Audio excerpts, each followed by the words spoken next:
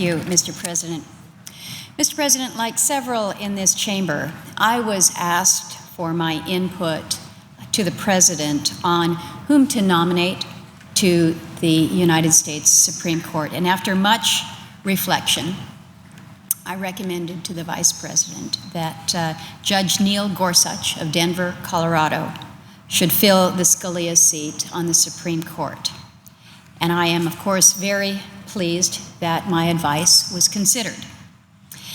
And Mr. President, I offered that recommendation before I had an opportunity to sit down one-on-one with Judge Gorsuch, though in fairness, we had had an opportunity here in the Senate to review Judge Gorsuch and his credentials before. Back in 2006, when this body voted to confirm him by voice vote to the U.S. Court of Appeals, where he now sits. But after spending time with this exceptionally talented jurist and after reviewing his performance before the Senate Judiciary Committee, my level of respect for him has only grown. Judge Gorsuch checks the box on every measure of what I'm looking for in a Supreme Court nominee: intellectual capacity, experience, independence, integrity. He has all of these. There is no question that he has the intellectual capacity to meet the challenge. Yes, we acknowledge he's an Ivy League graduate from Columbia and Harvard Law, but that actually describes many people at the top of the legal profession, but that alone is not what makes Judge Gorsuch exceptional. Judge Gorsuch did something that most practicing lawyers don't do. He went on to earn a doctorate in legal philosophy at Oxford. So I think this is just one of the many illustrations of Judge Gorsuch's tremendous depth.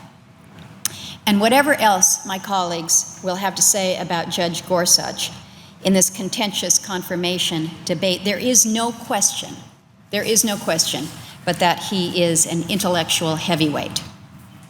So I next look to those who mentored Judge Gorsuch along the way. And you really cannot have better mentors than the late Justice Byron White and sitting Justice Anthony Kennedy. Justice Kennedy, we all know, has carved a niche for himself as the swing vote on the Supreme Court. So there's a great deal of debate out there about whether a Justice Gorsuch will be more of a Scalia than a Kennedy or a White, or whether instead he will be a Gorsuch. I suspect, Mr. President, that he will be a Gorsuch, and that's just fine by me. What really matters is that Judge Gorsuch will come to the Supreme Court with a strong understanding of its dynamics.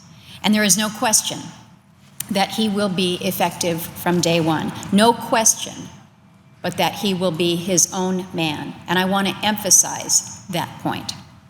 Judge Gorsuch made it very clear to me when we met that he has made no commitments to the president or his team, and he made it clear at the hearings that if any commitment were sought, he would have gotten up and walked out.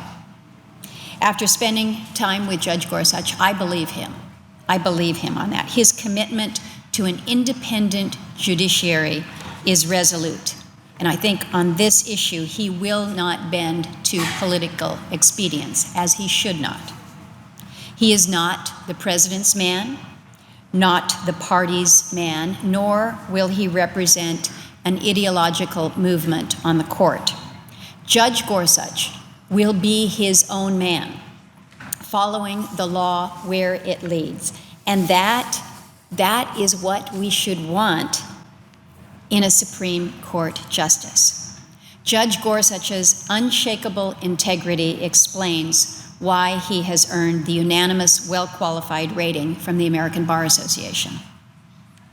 Now, I'm also enthusiastic about Judge Gorsuch because he brings a Western perspective to a court that is desperately in need of diversity. And Mr. President, you would surely agree with that making sure that we have those that are knowledgeable based on their experience, their life's experience of the West, is important. 6 of the 8 sitting Supreme Court justices have spent their entire professional careers in the Boston-Washington corridor. 6 of the 8. The only sitting justice who came to the Supreme Court from someplace other than the Boston-Washington corridor is Anthony Kennedy, who was elevated from the Ninth Circuit. Judge Gorsuch has, of course, done the Washington thing, but his home is in the West, and he served for a decade in the 10th Circuit in Denver, and I think that makes a real difference, at least in my book. Appellate judges in the East rarely hear cases involving federal Indian law and Native American issues. Among the hundreds of cases that Judge Gorsuch has heard, dozens involve Indians and Indian law. And in deciding those cases, he has demonstrated great sensitivity to the unique role of Indian nations under our Constitution. And I think that perhaps explains why Judge Gorsuch has been enthusiastically endorsed by the National Congress of American Indians, as well as the Native American Rights Fund. NCAI is the umbrella organization for the nation's federally recognized tribes, and then NARF is the independent, highly respected public interest law firm which advocates for Native Americans nationally. Neither of these organizations, neither NCAI nor NARF, could ever be characterized as right-leaning. And yet, they have endorsed Judge Gorsuch after reviewing his track record on cases involving Native rights. I think it's also important to recognize that the Central Council, the Tlingit Indian and Haida tribes of Alaska, has also endorsed the Gorsuch nomination, which is important for Alaska Natives. Another example, the federal government controls vast amounts of land in the West, and of course that includes our home state of Alaska.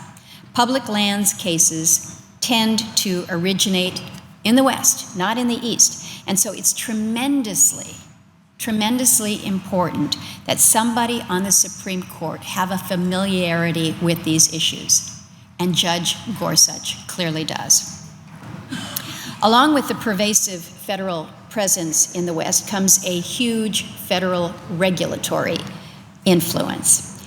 And Mr. President, I think you and I know that Alaskans talk about the extent of federal overreach in our state like other people talk about the weather.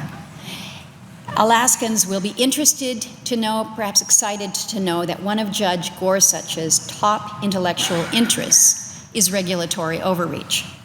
He has publicly questioned the proposition that federal courts must defer to agency interpretation of the law when regulations are challenged.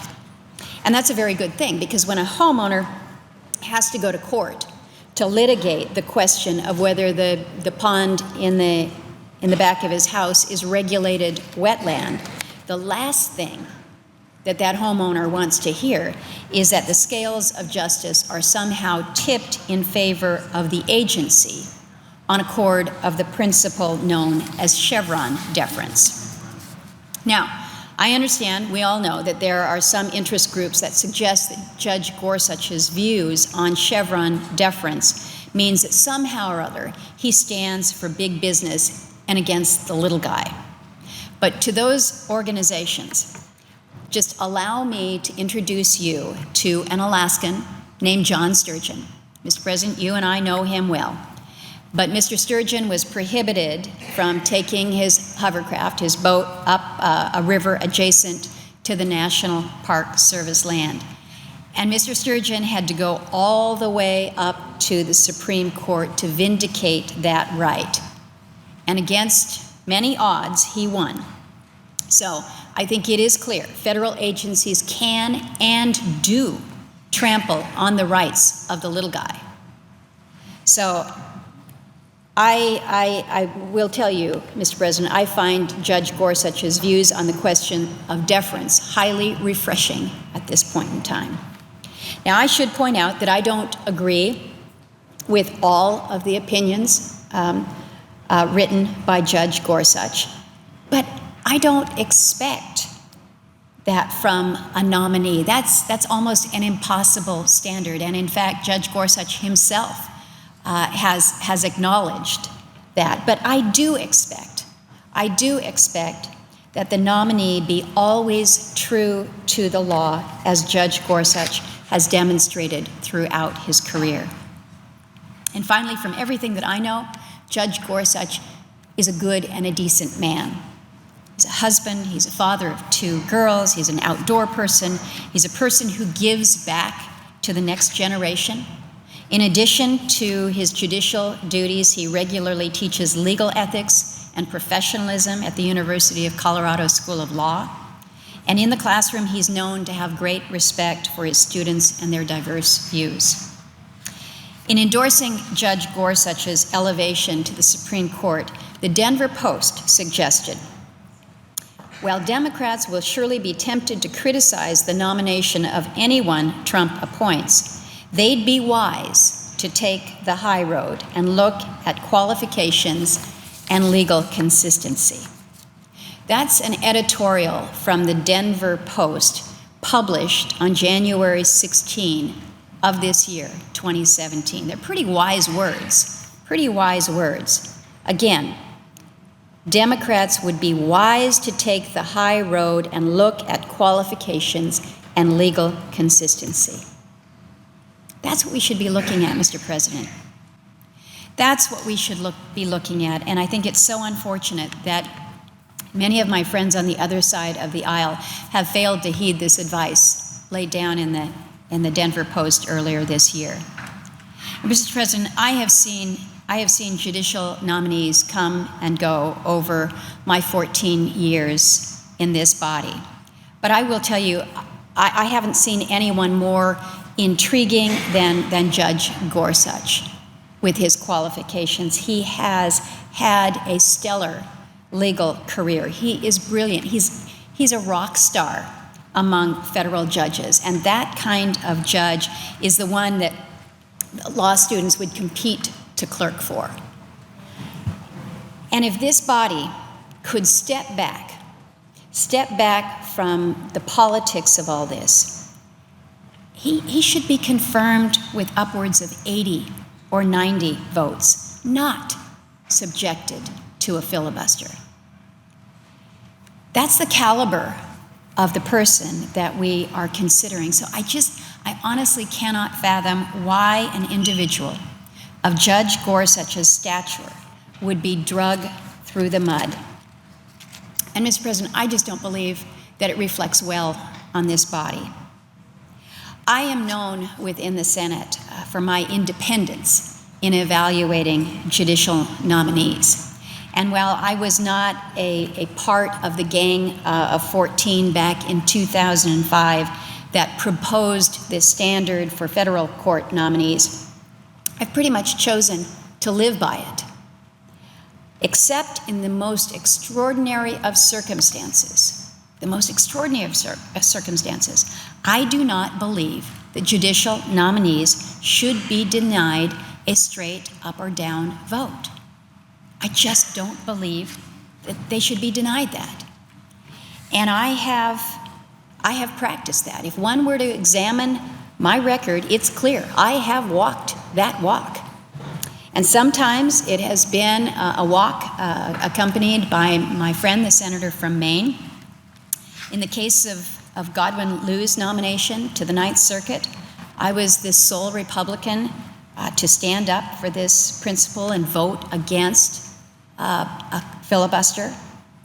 I did vote against Mr. Liu's confirmation, but I felt strongly, very strongly, that he had the right to an up or down vote. And so we are at this place today in considering not a nominee to the Ninth Circuit, but a nominee to the United States Supreme Court. And so I would ask my colleagues on the Democratic side to give the same deference to Judge Gorsuch. And Mr. President, I also pride myself as as one who believes in the traditions of the Senate. But it is not the tradition of the Senate to filibuster a U.S. Supreme Court nominee. I do not believe that Judge Gorsuch is getting a fair shake in today's Senate. And as much and as deeply as I care about bipartisanship in this body, I will not acquiesce to an effort to deny Judge Gorsuch a seat on the Supreme Court. And I acknowledge my friends on the other side of the aisle who have indicated that they will not support a filibuster. And I implore those of my colleagues who have indicated that they will filibuster the nomination of Neil Gorsuch to reconsider that position. Mr. President, after spending time with Judge Gorsuch, after studying his life story, I am left with the undeniable impression that Neil Gorsuch has been nominated to a position that he has prepared his whole life to assume. He is not merely a good choice in my book, he's the best choice. He will not merely be a good justice, I believe he will be a great justice, perhaps a justice of historic proportion.